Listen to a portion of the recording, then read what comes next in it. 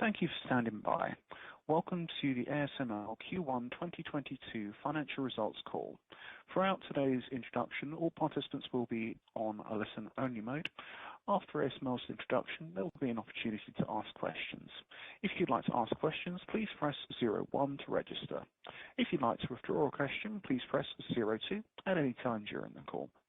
If any participants have difficulty hearing the conference, please press *0 for operator assistance. I would now like to turn the conference call over to Mr. Skip Miller. Please go ahead, sir. All right, thank you, operator.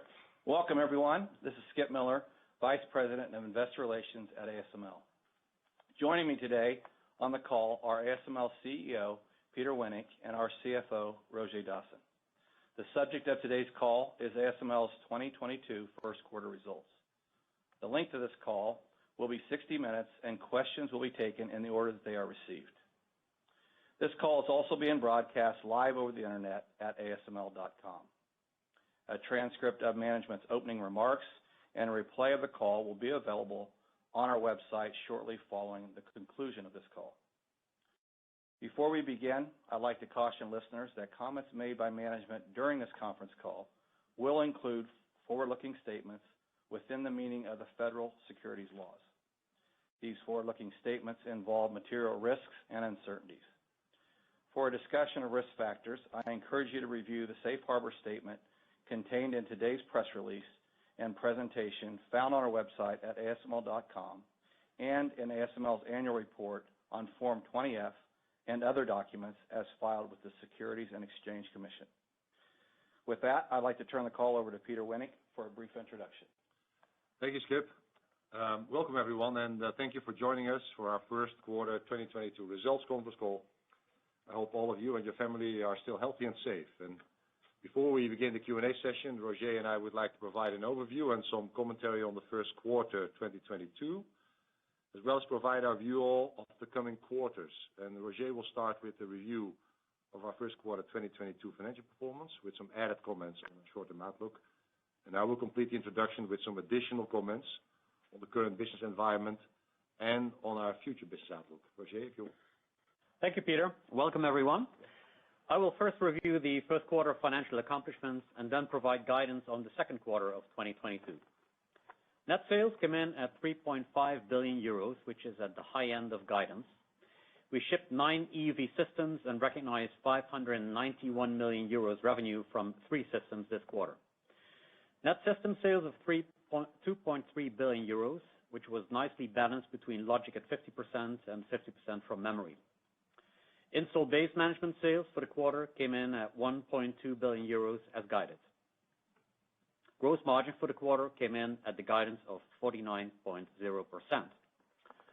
On operating expenses, R&D expenses came in at 739 million euros and SG&A expenses at 208 million euros.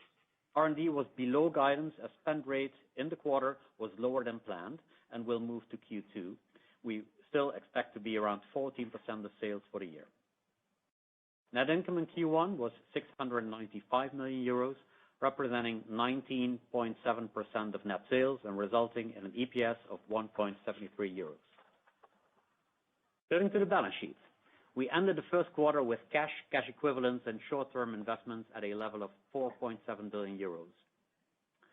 Moving to the order book, Q1 net system bookings came in at 7.0 billion euros, including 2.5 billion euros for 0.33 EUV NA systems and multiple EUV 0.55 NA systems, EXE 5200s. Another very strong DUV order intake of 4.5 billion euros this quarter, reflecting the continued strong demand for advanced and mature nodes.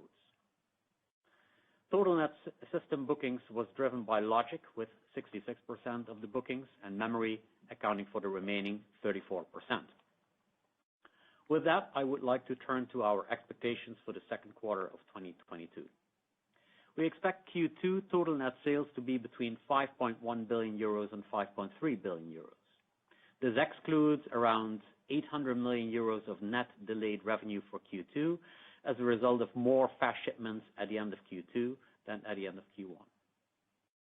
We expect our Q2 installed base management sales to be around 1.2 billion euros.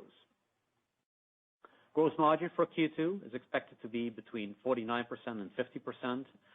Relative to last quarter, we expect positive margin impact from higher volume for both EUV and DUV, offset by lower EUV ASP, DUV mix, and continued cost pressure in the quarter.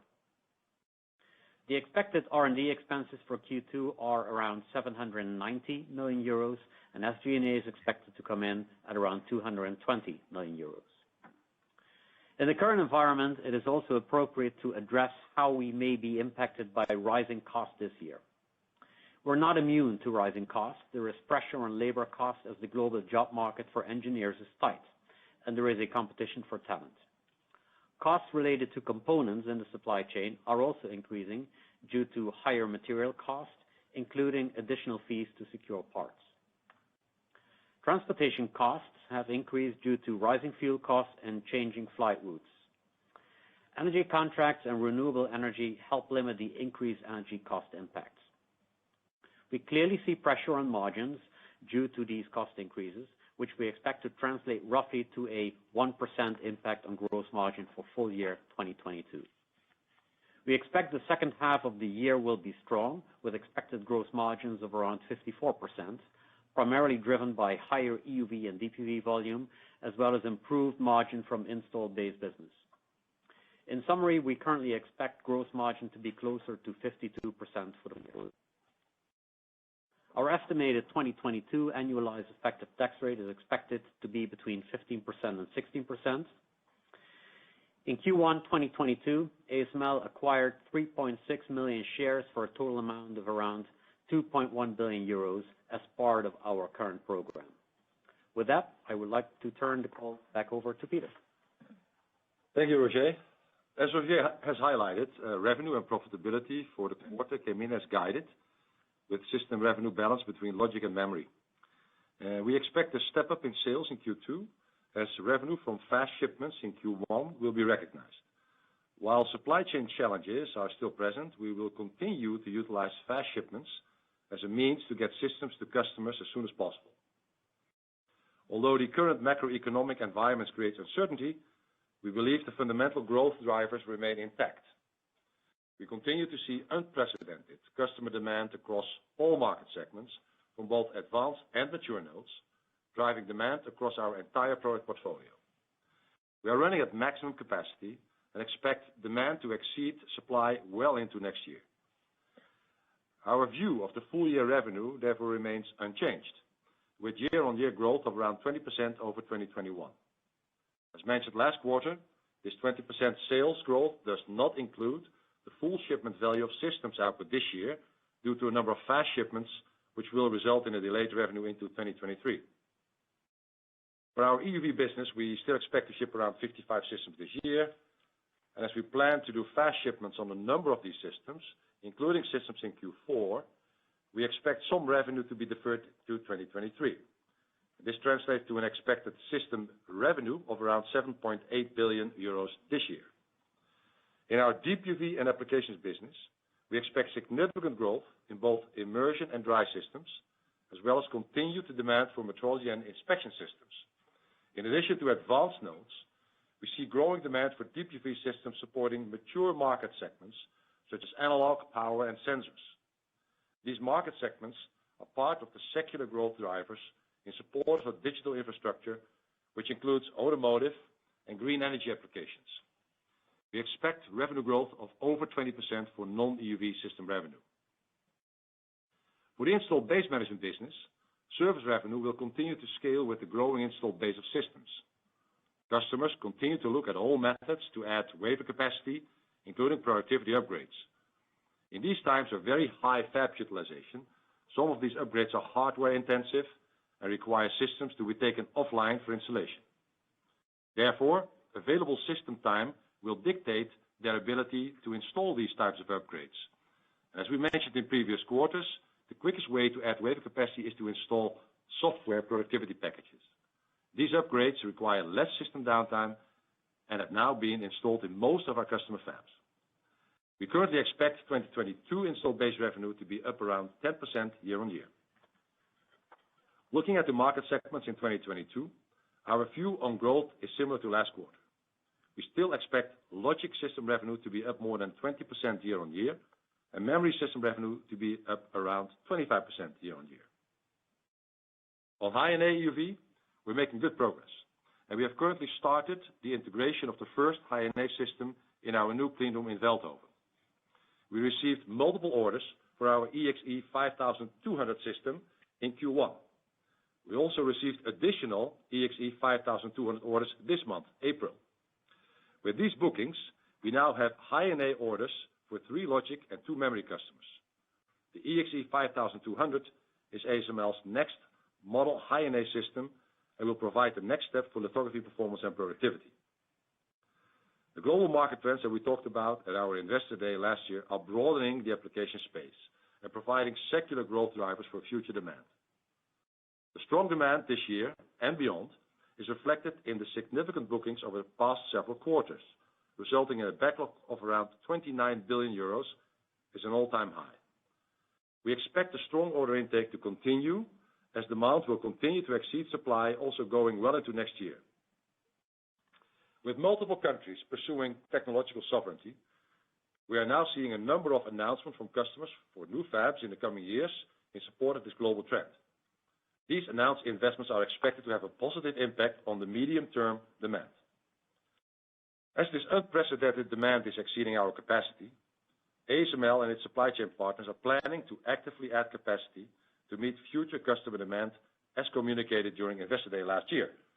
But at that time, we talked about the current capacity ramp is expected to deliver an output capability of over 70 EUV 0.33 NA systems and around 375 deep UV systems by 2025. As mentioned last quarter, we see a need to further increase our output beyond this level in order to meet the stronger and longer market demand to support an industry that is expected to at least double by 2030. With the goal of adding more capacity, we're investigating the feasibility of increasing our annual capacity by 2025 to around 90 EUV 0.33 NA systems and 600 deep UV systems. For deep UV, we're planning to increase capacity for both immersion and dry, with a heavier weighting towards dry. We're also discussing with our supply chain partners to secure a capacity of around 20 EUV 0.55 High-NA systems in the medium term. Bear in mind that this translates to what we currently feel our maximum capacity goal should be, and may therefore not be a final output plan. We discussed our goal recently with our supply chain partners and asked them to come back in the coming quarters with confirmation on the feasibility of our request. Once we complete this analysis, we also expect to revisit our 2025 scenarios and growth opportunities beyond 2025. We're planning to provide an update to the capital markets in the Q4 timeframe. This is clearly a dynamic, challenging, but also exciting period in our industry, and it only increases our confidence in our long-term growth opportunity. And with that, we'd be happy to take your questions. Thank you, Roger and Peter. The operator will instruct you momentarily on the protocol for the Q&A session. Beforehand, I'd like to ask that you kindly limit yourself to one question with one short follow-up if necessary. This will allow us to get as many callers as possible. Now, operator, could we have the final instructions and then the first question, please? Thank you. We'll now begin the question and answer session. Again, please press 01 to register for a question and 02 if you need to withdraw from the queue. If you're using speaker equipment today, please lift the handset before making your selections or mute your phone to avoid echoes. One moment, please, for the first question. That comes from the line of Robert Sanders at Deutsche Bank. Please go ahead. Your line is open.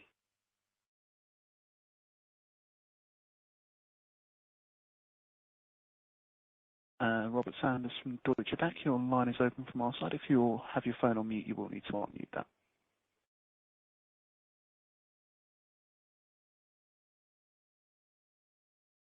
Sounds like we need to move to the next caller. Operator. Sure. So the next caller is Didier Scemama of Bank of America. Please go ahead. Your line is open.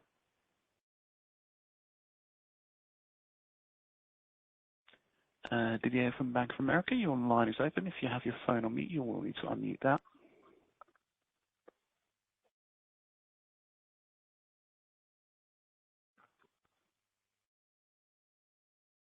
Might be technical problem. Yeah. To coincidence. Didier, can you hear us?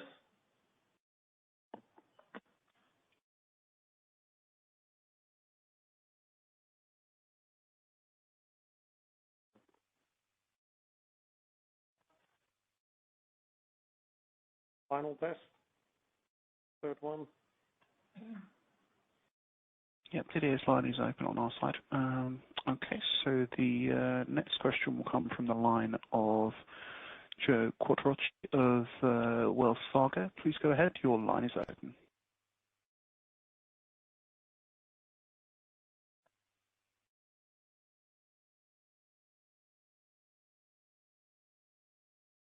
Joe from Wells Fargo, your line is open. Please go ahead.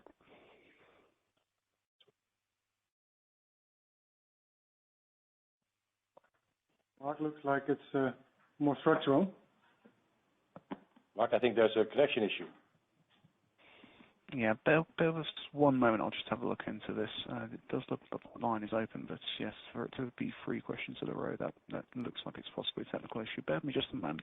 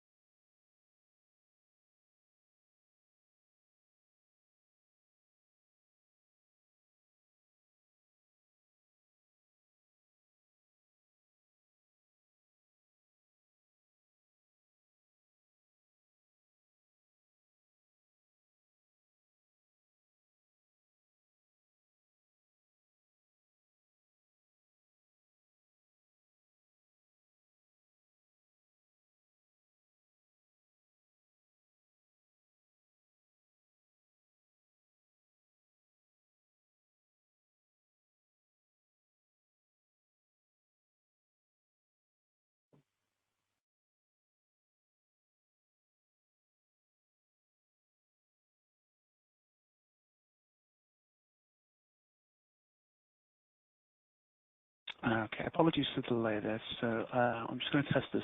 Joe from Wells Fargo, are you able to hear us and speak? Yeah, can you hear me now?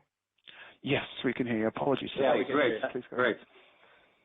We just have to make sure perhaps we can squeeze in the other people that were kicked out because we have to cycle back on. Yeah, we had both Rob and Didier. Exactly. Yeah, Rob and DK. So we just have to make sure that they somehow get back in the queue. Yeah. Okay. Go ahead, Joe. Joe, please. Oh, okay, great. Thanks. Thanks for taking the question. So I wanted to ask a question on the capacity expansion plans. You know, specifically on the DUV side. You know, when I look at your prior expansion plans relative to like the high end of your 2025 model, it looks like you had been kind of putting in about a 30% higher manufacturing capacity. So with the updated capacity plans, are you looking to maybe increase that kind of buffer range, or how should we think about that? Yeah, Joe, that's a good question. Basically, the number of 600 is a result of 2 things. One is, you have to remember when we did the September Capital Markets Day, we prepared this couple of months before So I think you're looking at market intelligence that's as compared to last year, it's about a year old. So we have a bit more insights, and I think that's translated into that, number. And on the other hand, we are currently looking at the demand for this year and next year, where it comes from. Looking at the customer base, which effectively means that every customer we almost ever sold a machine to is coming to us to ask for a deep UV tool, which is particularly true for dry. So it's the current demand level plus our, let's say, insights that have progressed over the last 12 months or so. Now, and those insights are basically across a number of lines. I would say one is the mature market upside is higher because the visibility has increased, especially from Asia.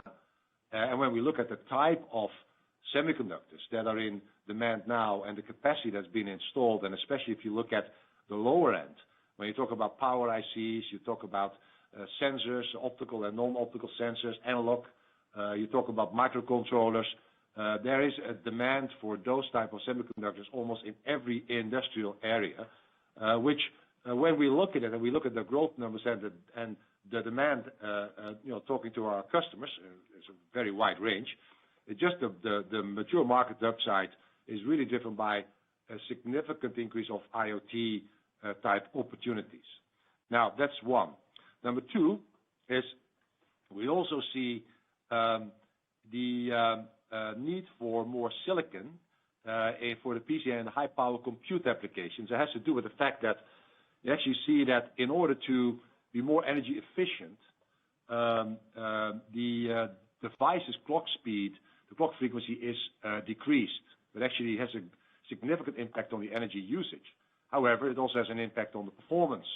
So how do you compensate that? By adding more transistors. Well, as you add more transistors, you add more silicon, square millimeters. So die sizes are growing. That's what we very clearly see. It's also being confirmed with many customers. Then we see also in non-semi litho applications, for instance, goggles and waveguides, we see an increase in the demand for lithography equipment. And then on top of that, we see the demand medium term for technological sovereignty demand, which is basically an incentive program that actually helps our leading edge customers to build out fab capacity quicker. So I think all in all, I would say the market visibility has increased. A very important issue, of course, that our customers are finding out that our order lead time is one thing, but the most important lead time is the capacity lead time. So our customers now sharing with us much longer capacity improvement plans, which actually extend way into, let's say, the 2024, 2025 timeframe. So all that together gives us the confidence that the numbers that we're talking about, which are 90 EUV numbers and the 600 deep UV numbers, have actually a basis. Now, so a lot of the detail we would like to share with you once we get the confirmation from our supply chain partners that feasibility request can actually be executed on. And we think that will happen in the next couple of quarters. So in Q4 is the reason why we want to update you to a capital market day where we can give you some more details on what I just said. Which basically, I think I already gave you some details, but that then we can spend a bit more time on it. And then specifically also, Joe, to your question on the buffer, because you are right, on the Capital Markets Day, we did have a buffer because there also we indicated that we were looking at a capacity of 375 units in DPV at that stage. And if you took our market share in the worldwide demand, then of course that was lower than the 375. So that's the buffer that you're referring to. There I would say, that's typically something that we will discuss in the investor day that Peter was referring to, because Peter is talking about, what we're looking into in terms of capacity. At the investor day, at the Capital Markets Day, we're obviously also going to articulate our expectations around demand. And there I think you will see, how that capacity will relate to the demand that we see for 2025. And that will then give you a bit of an indication on the buffer that we foresee for 2025. Thanks. That's some really helpful details. Just as a quick follow-up, I was wondering if you could maybe just give us the puts and takes on the EUV ASP this quarter. What drove the upside? Yeah, and it's primarily accounting, Joe, because as you know, with BPA accounting, you get these corrections based on estimates and based on revisions of estimates that you make for the VPA. And of course, then if you only have 3 EUV units in sales as we had for this quarter, then of course that has a big impact on the ASP. But it's nothing specific. It's not at all of a sudden the ASP has risen dramatically. I think in your models, I think it's still prudent to take the 160 million as the ASP for 3600 going forward. Very helpful. Thank you. Thank you, and apologies for the issue earlier. We are now able to go back to the line of Robert Sanders at Deutsche Bank. So please go ahead. Your line is open.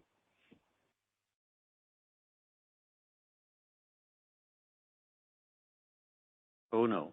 Yeah. Hi, Rob. Do you hear us, Rob?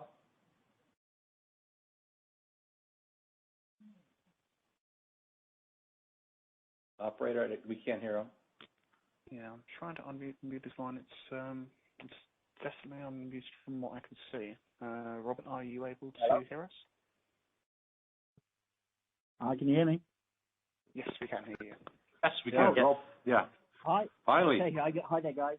Thanks for taking the question. It was just around the backlog for DUV tools. If I just do some sort of probably simple math, it looks like your backlog for DUV only is sitting at around 500 tools or so, while you're shipping around 60 tools per quarter in DUV only.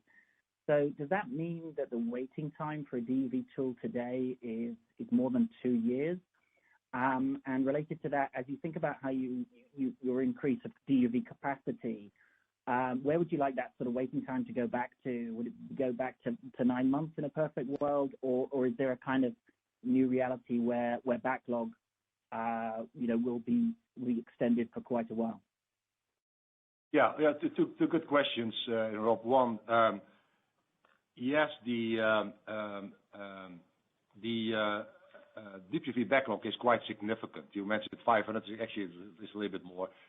But and yes, we're shipping around 60 units. But you have to realize that while we're doing that, we are increasing our shipment capability. I mean, although we are not at the 600 units as we mentioned, we will be able to increase more DUV shipments throughout this year and next year for the simple reason that we're basically pulling out all the stops in cycle time reduction, in process efficiency. So I think that number will go up. Yeah, so it will not be stable.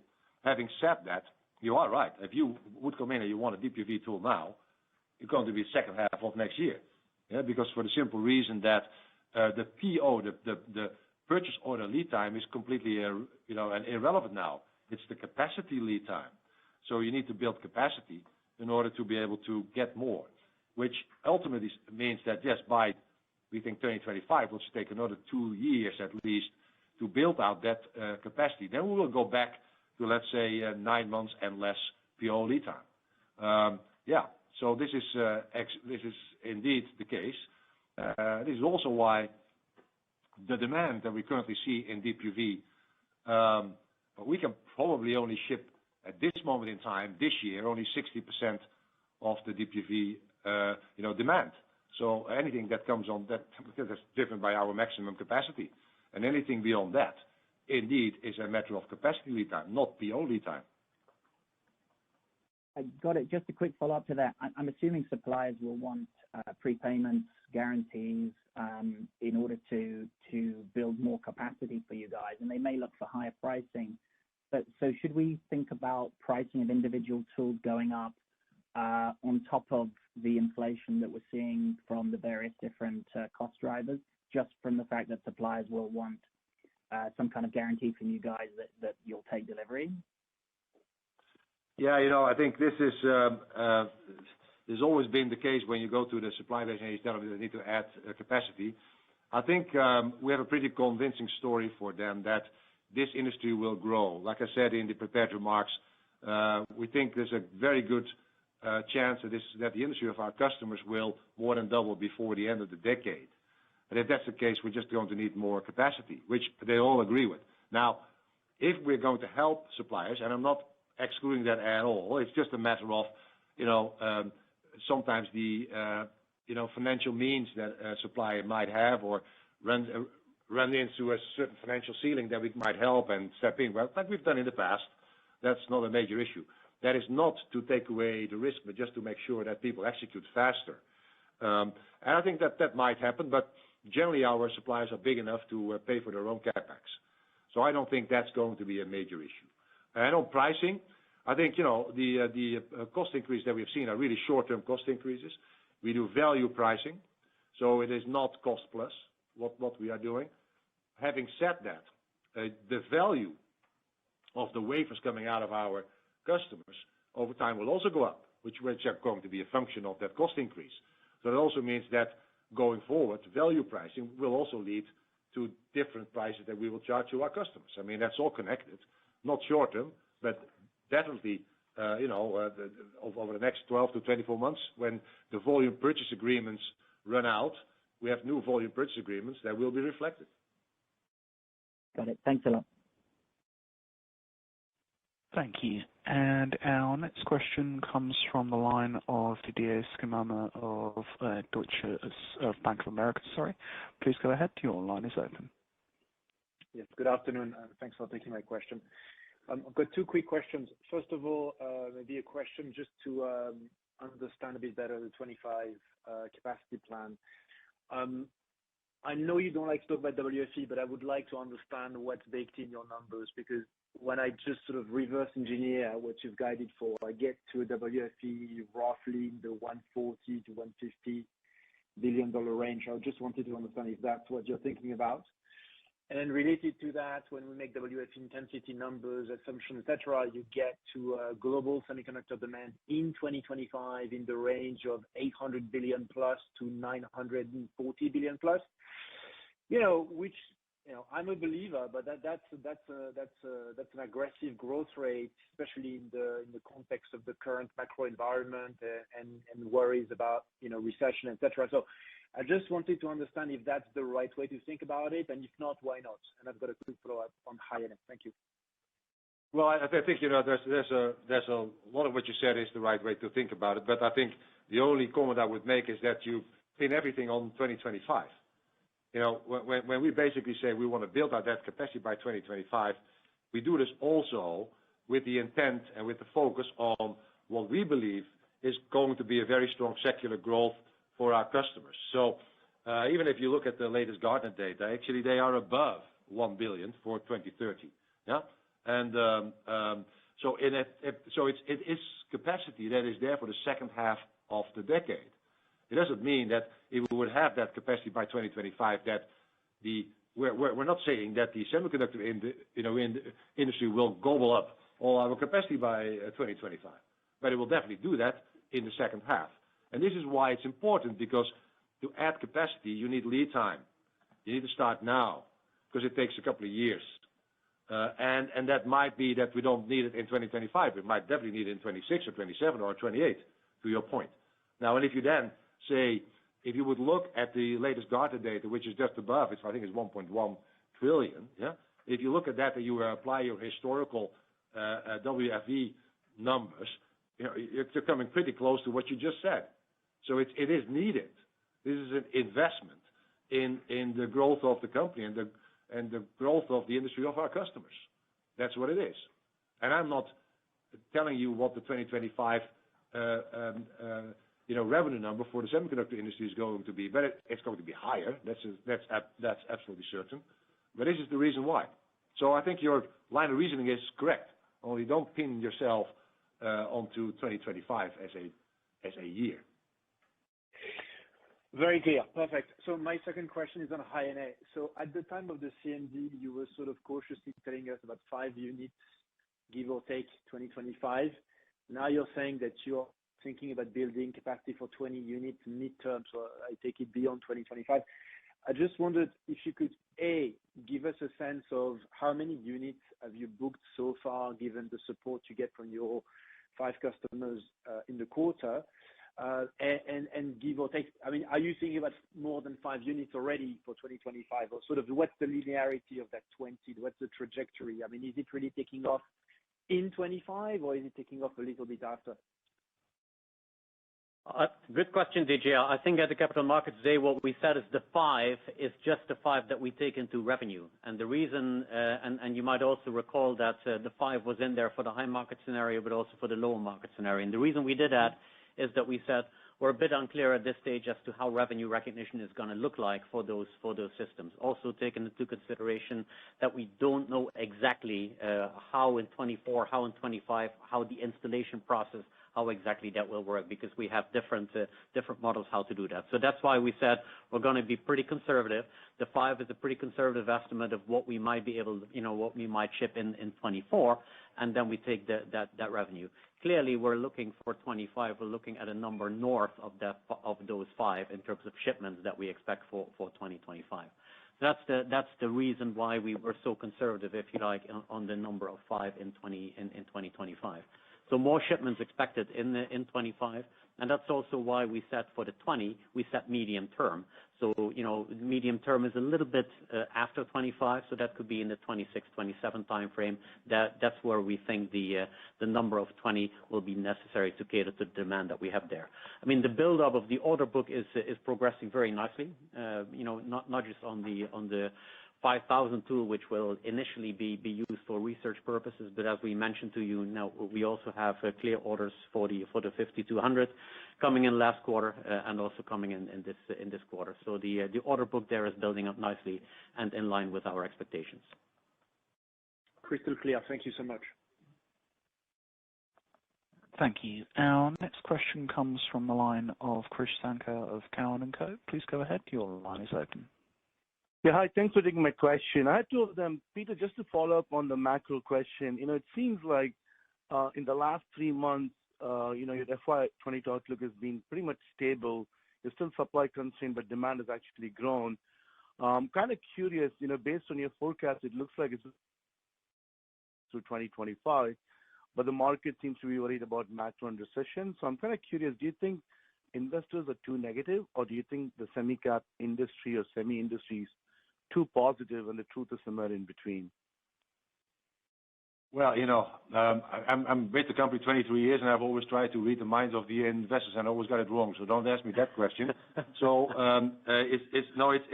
it's basic. I can only read the minds, but talk with our customers and see where we are today. And the issue is, and I tried to mention this before, is that the demand that we're currently seeing comes from so many places in the industry, technology-wise, market-wise, geography-wise.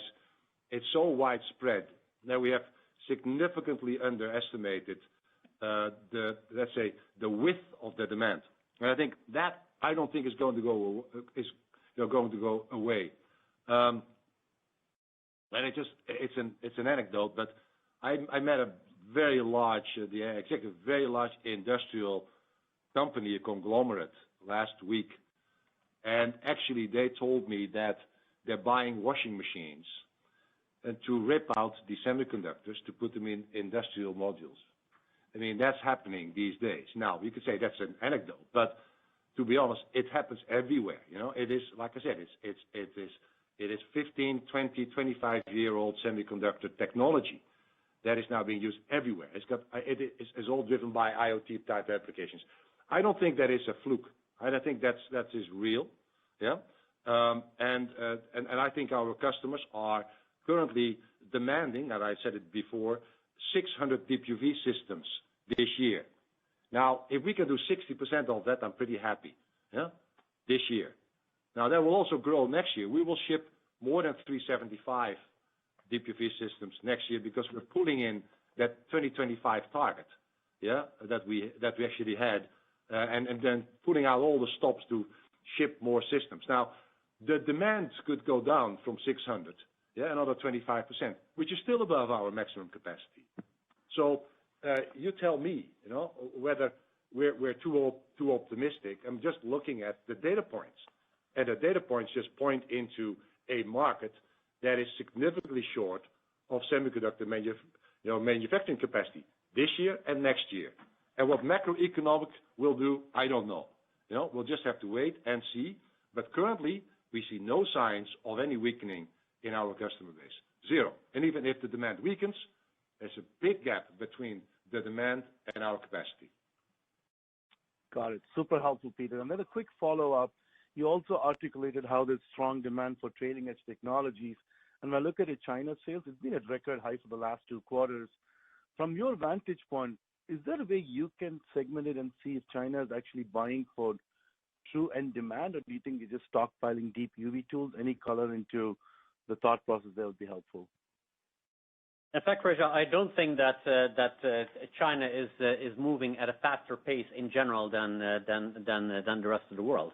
Also for China this year, we're expecting about 20% growth, which is similar to what we see for the rest of the company. So I think China is in line. The fact that you saw such a high percentage for China in the Q1 sales in particular is because, as you know, we only had 3 EV systems in the total mix. So as a result of that, the China sales as a percentage of the total was so high. But I think that's an anomaly that will rectify itself in the course of the year. So we're still expecting domestic China to grow 20%, just as the rest of the customer base. And in answer to your question, yeah, we do believe that what they're adding in terms of capacity is being used, being used for manufacturing. So it's not like they're piling up lithography tools.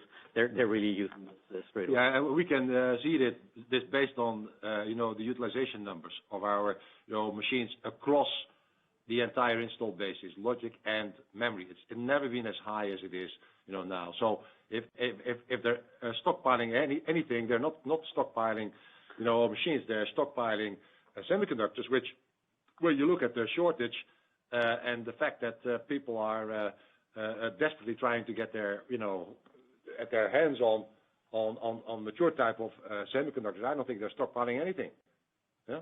So they're being used, and that's what we see. Actually, as a matter of fact, one of our Chinese customers, big customer, told us, "Hey, I'm sold out. I've sold out all the wafers and the wafer capacity that I'm adding, sold out till the end of next year, 23, not 22, 23." Got it. Very helpful. Thanks, Peter and Roger.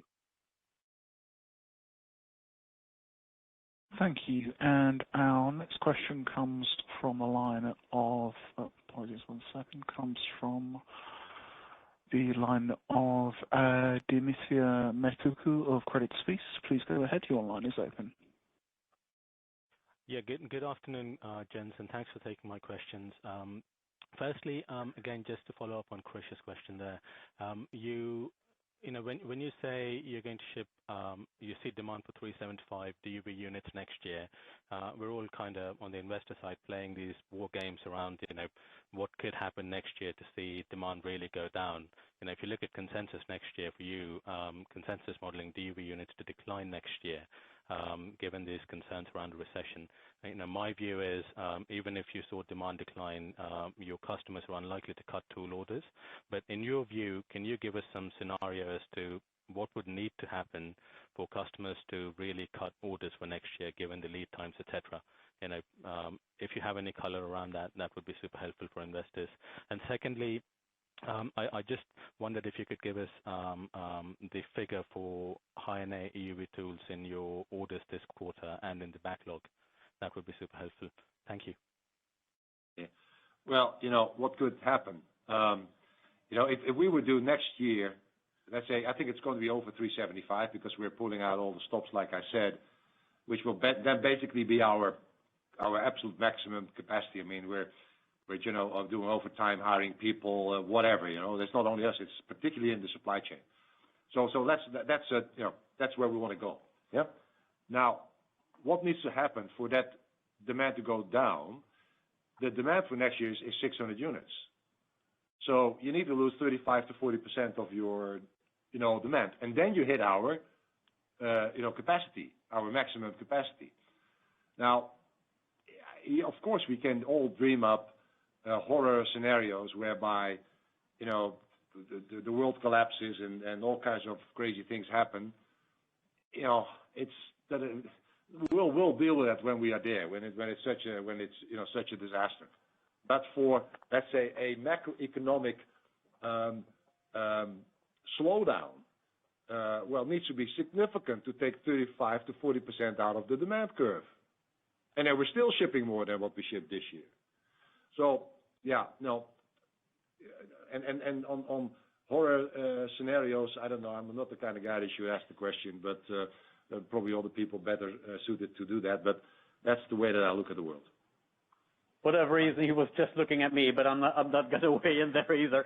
But I will try and give you a non-answer to your question on the High-NA orders, Adi. So we did disclose that we have 5 orders for High-NA 5000 for the 5000 system. That's an R&D system. We've also indicated we have multiple orders for the 5200, and we've also said that we have these orders from 3 logic customers and 2 memory customers, and that's really what we can share. Our customers, for a host of reasons, do not want us to be specific as to the order intake for High-NA for the commercial system. So that's why we stick to this to the labeling it multiple. Understood. That's very clear. Just a quick clarification on that 375 number. Is that shipment? So will that not be revenue recognized? Will you recognize revenue on all of those tools? Will there be some deferred? Yeah, these are deep UV systems, and that generally recognized upon shipment. So I think it's the 375-ish, which we're trying to, like I said, to push a bit higher. That's on shipments, revenue shipments. Yeah. I mean, if you talk about next year, Adi, in all likelihood, you're going to see a bit of a balance in terms of fast ship, right? So at that stage, I think the impact of fast shipment on the delta between output and revenue should be very small. Understood. Thank you. Thank you. And our next question comes from the line of CJ Muse at Evercore ISI. Please go ahead. Your line is open. Yeah, good morning, good afternoon. Thanks for taking the question. I guess first question, it certainly sounds like you're pulling in High-NA or have, greater expectations sooner. And so I guess curious, how are you on the supply side ramping optics in particular, particularly given the supply constraints we're seeing, on DUV and low NA EUV? And then the second part of the question for High-NA is how are your customer conversations evolving? And do you think we could see high volume manufacturing insertion as early as 2 nanometer? Yeah, I think High-NA sooner. Now, generally that's not the case because it's like you pointed out. I mean, it's a supply chain issue. I mean, it's a different machine. It's sort of different modules that needs to be built. So this is really focused on executing according to plan, which doesn't give us a lot of room to do more and sooner. So it is really our shipment plan. Now, and Roger just talked about the difference between revenue recognition and shipment, but the shipment plan hasn't changed that much because it's all very much linked to the capability of the supply chain to actually follow that. But I think in HVM insertion, we always said 25, 26. I think that's very likely what it's still going to be the case. Now, having said that, it could very well be that you see the first 2 nanometer chips being produced, in 2025 as a kind of a, first, set of devices that show the capability. But I think HVM is probably, the 25, 26 time frame. Very helpful. And then just a quick follow-up. As you contemplate the capacity additions, can you kind of walk us through the impact to your cost structure, both COGS and OPEX? Yeah, I think we'll do that in Q4 a bit more detail. But I think, yes, I mean, we need to invest, us and our supply chain, and especially the supply chain, they need to invest in CapEx. Now, CapEx for us is not the major issue in our cost of goods. Yeah? And I think for our suppliers, they of course need CapEx, but I mean, it's CapEx on a higher volume. So I don't think currently it's a bit early that I would expect big impact on margins or on cost, Roger? No, exactly, CJ. We'll come back to that in Q4, when we talk a little bit more. But to Peter's point, I wouldn't expect a significant impact on the growth margin expectation that we gave for 54 to 56% for 2025. I think it will still be in that ballpark. Thank you. Thank you. And our next question comes from the line of Alexander Peterc of Societe Generale. Please go ahead. Your line is open. Yes, hi, good afternoon. Thanks for the question. I'd just like to come back briefly on these numbers you gave us for 2025, the capacity expansion you're looking at, so the 90 EUV and 600 deep UV. Is that your estimate of what unconstrained demand will be by 2025? Is that what the industry needs and you need to get to an equilibrium between offer and demand, or something a bit more reasonable in terms of lead times? So in other words, if suppliers come back to you and say, yeah, this is possible, it's going to be a huge effort, but we're going to get there, is that the kind of number you then drive to, and that will become your revenue guidance, or is this too optimistic and we should caveat that in any way? That's my first question. I have a quick follow-up. We're probably going to answer that question for the third time. But I think it's basically what we feel the capacity is needed to actually be available in 2025 for the rest of the decade. Yeah? Now, if for whatever reason the demand that we could see today and for next year would still be the same demand as we see that we would see in 2025, we would need it in 2025 to actually ship. Yeah? But that we don't know that. I mean, this is really driven by how the market is by 2025.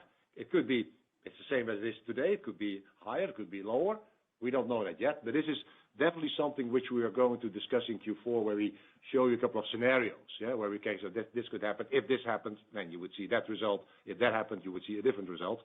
But it's really about the capacity buildup. So it's not that we are saying, well, the unconstrained demand for 2025 on us is 600 deep UV and 90 EUV. No, we'll have the capacity there.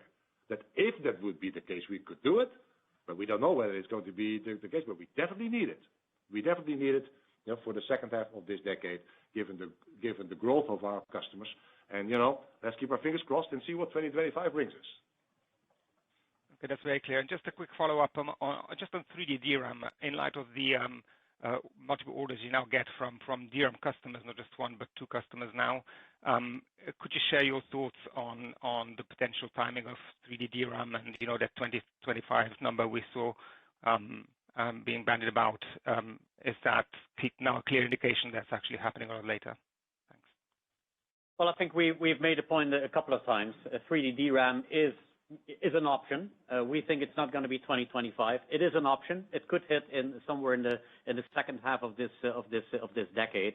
But we also know, and we know that because our customers are telling us this, and actually our customers are telling this in a public way, that whatever their roadmap is, what is clear is that EUV and High NA has a particularly important role to play in that roadmap. And the latest very clear and public data point, and that was Samsung at their conference in November of last year, where they clearly demonstrated that that EUV was on their roadmap for the next 10 to 15 years. That's what they indicated. They said even to go to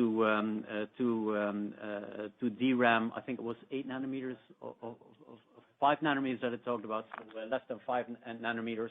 They need EUV and High NA in order to get there. So that's what's important to us. That's what's driving our roadmap also on memory. Could that go in conjunction with 3D DRAM? It's possible, but it will be always a combination. That's what our customers are telling us, and that's what we stick by. Excellent. Thank you very much. Thank you. Our next question comes from the line of Rolf Bulk at New Street Research. Please go ahead. Your line is open. Yes, thank you for taking my question. I had a question on your memory business. The order intake of memory in the quarter was again very strong, close to 2.4 billion. And I was wondering, can you talk about what is driving this order flow? Is that NAND or DRAM? And is it primarily for capacity being added this year and next? Or is a large component also EUV and High NA orders for long-term capacity additions? Yeah, I think it's largely these capacity additions in memory are for current capacity demand. I mean, like I said earlier, the utilization of our machines in the memory space is very, very high. Some would even say it's the highest point ever. So if there's a high teens, 20% bit growth number expected for this year, you just need to add capacity. So I think the bulk of what you're seeing there is just to add capacity. And yes, some of it will be high NA, so that's not translated into an immediately bit capacity. But with EUV it is, because don't forget, EUV is now HVM technology also in DRAM.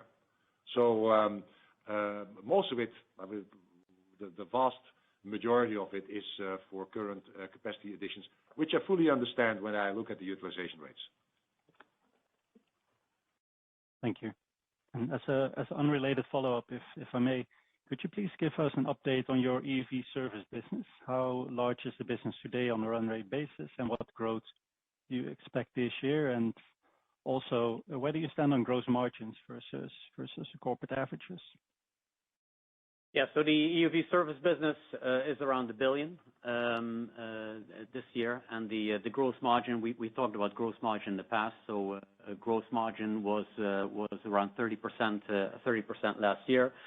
We think it's going to be around 35% this year. We talked at the beginning of the conference of this call. We also talked about some pressure on labor costs. So obviously, that's hitting us also a little bit on the service side, but still we believe 35% gross margin is possible this year. And as we said before, we're trying to get to approximately 55% in the 24-25 timeframe. That's the trajectory that we're on. Thank you. That's very helpful.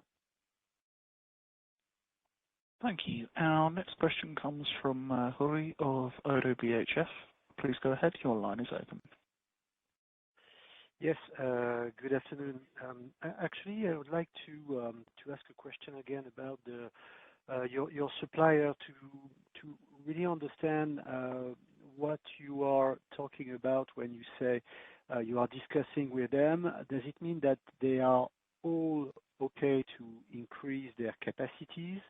And you're just talking about the way to do it, or if there is some discussions to be held about the possibility to raise their capacities. Thank you. No, I think we just had our let's say a supplier day a couple of weeks ago, and it was very clear that all our suppliers confirmed that they said this is the target that we should go for. It's really a matter of them creating the executable plans to actually get to that capacity number by the time frame that we asked. And that has to do with the plans that they need to make to build square meters, to build factories, to hire people, to order specialized machinery. That needs all confirmation in their supply chain. So it's a supply chain of the supply chain. They need to find the builders. They need to get the square meters. They need to get the permits. It's just very practical stuff that if you want to expand capacity, how quickly can you do that? And what are the normal, let's say, business hurdles that you would have to pass in order to make sure that that happens? And this is the type of discussion that we're having. And that's basically, all these things are gating the confirmation. So they work on this, and they will get, as we go along over the next couple of months, quarters, they will get all the confirmations that, yeah, we can do it. Probably not 100%, but 90% or 85%. Yeah, we can do it. And then they'll probably confirm that, not very likely, will confirm that to us and says, yeah, we're going to be there at that point in time when you need us. That's the situation. Yeah? Okay. And on your side, can you communicate already on the cost of such an expansion? Oh, I think the most of the cost will be in the supply chain. I think generally our capex is our capex on the balance sheet is roughly 10% of the total balance sheet. I mean, it's not huge. So yeah, it's a big number, but when you look at the size of the company, it is not the biggest cost item. It's in the supply chain, so I think it won't be an issue for us. And I think when you look at the upside opportunity of having that extra capacity and the forecasted growth, then it's a relatively fast payback time. Thank you very much. All right, sorry, we have time for one last question, and I apologize for technical difficulties at the start of this Q&A. If you were unable to get through on this call and still have questions, please feel free to contact ASML Investor Relations Department with your question. Now, operator, may we have the last caller, please? Thank you. And that will be François-Xavier Bouvignies from UBS. Please go ahead. Your line is open. Thank you very much to squeeze me in.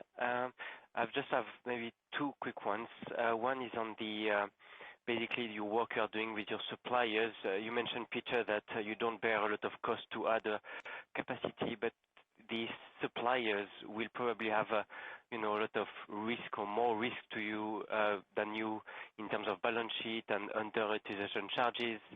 And you want to build this capacity well ahead of time for the second decade. So my question is, do you expect to share somewhat the risk of the investment with your suppliers somehow? I mean, with maybe a payment or anything like that we should expect to help your suppliers to get to this kind of level and bear the risk of overcapacity. And the second one is, you talk about suppliers, but what about the peers, your peers as well? It seems that your capacity expansion is quite, big, at least since last year. Do you expect the peers for other parts of the, supply chain to increase as much? Is there a risk here that you build too much and the others don't, and therefore you can't unlock this value? Thank you very much. Yeah, on the first question, yes. I mean, we've done that in the past also. I mean, if a supplier, let's take Zeiss for instance, comes to us and says, "Hey, can you do some shared risk investment?" and it goes beyond what you would say the let's say average or normal financial capabilities of that supplier. We have done that in the past and we will do it again. Having said that, over the last 10 years, our supply base has actually grown quite significantly, also in terms of size and in terms of financial capability. So I think it's going to be limited, but if it's needed, and we'll do it. So I don't think it's going to be a major issue. So risk sharing is in our genes, so that's not the point. On the peers, we're coming out because our capacity lead times are probably the longest in the industry. Yeah? So we go first. And I would expect our peers, if we do that and the market is there and we believe the market is going to be there, they will follow. It's that simple. Thank you very much. All right, now on behalf of ASML, I would like to thank you all for joining us today. Operator, if you could formally conclude the call, I would appreciate it. Thank you. Thank you. This concludes the ASML Q1 2022 financial results conference call. Thank you for participating. You may now disconnect.